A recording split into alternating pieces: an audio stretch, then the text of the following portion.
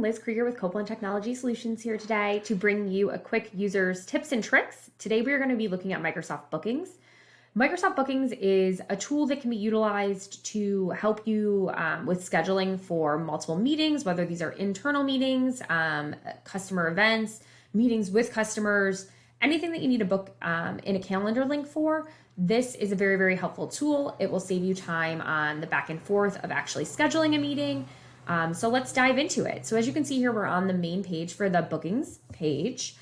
This can also be accessed not only through the web, but through Microsoft Teams, there's an add-in, and Microsoft Outlook. What's really, really nice about this feature is you can kind of utilize any of the bookings pages that you already have done, or you can create a new one from scratch. So for the purpose of today, we're gonna go ahead and create a new from scratch bookings page.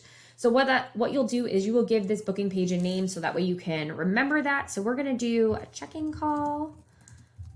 And then what's really, really great also is that you can add a logo to merely customize this to your organization, or if you're doing this for a type of event or anything like that. You go ahead and kind of follow the prompts, which make it really, really easy to go through everything.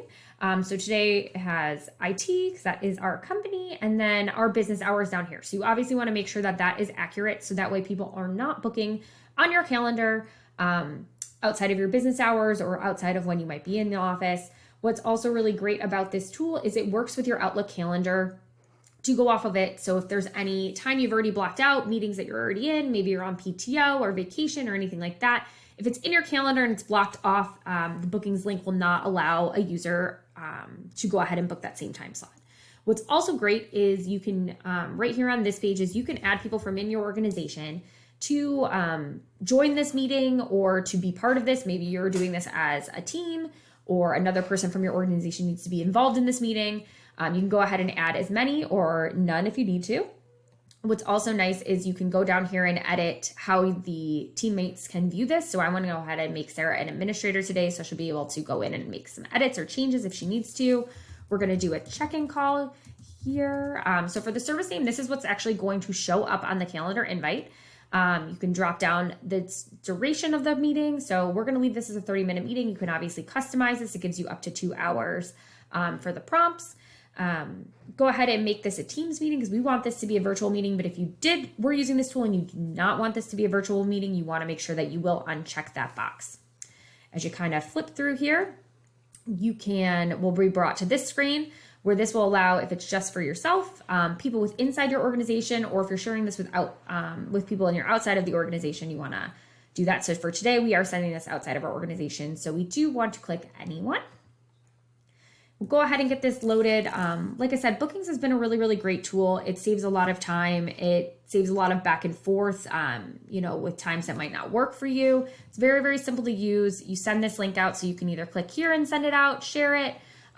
What's really nice too is you can go in here and there's a lot more customization that can be handled and taken. One of the things I really like to do is come down here to the scheduler, make sure that the time is correct, make sure that this box is checked if it is a virtual meeting and you're wanting to make sure that the event is in someone's calendar, or even if it's offsite, you definitely want to make sure that it's in their calendar. So you want to make sure that they're receiving that invite once they do book it. Make sure you're always saving your changes, because obviously we want to make sure that those take into effect. And now we'll go here and kind of show you what this looks like on the user end. So once the user receives the calendar link, it'll bring them to this kind of splash page. They can go down and select from the available calendars. Again, you can merge these so that both of us would be on the same calendar, so it would only show times that we would be both available.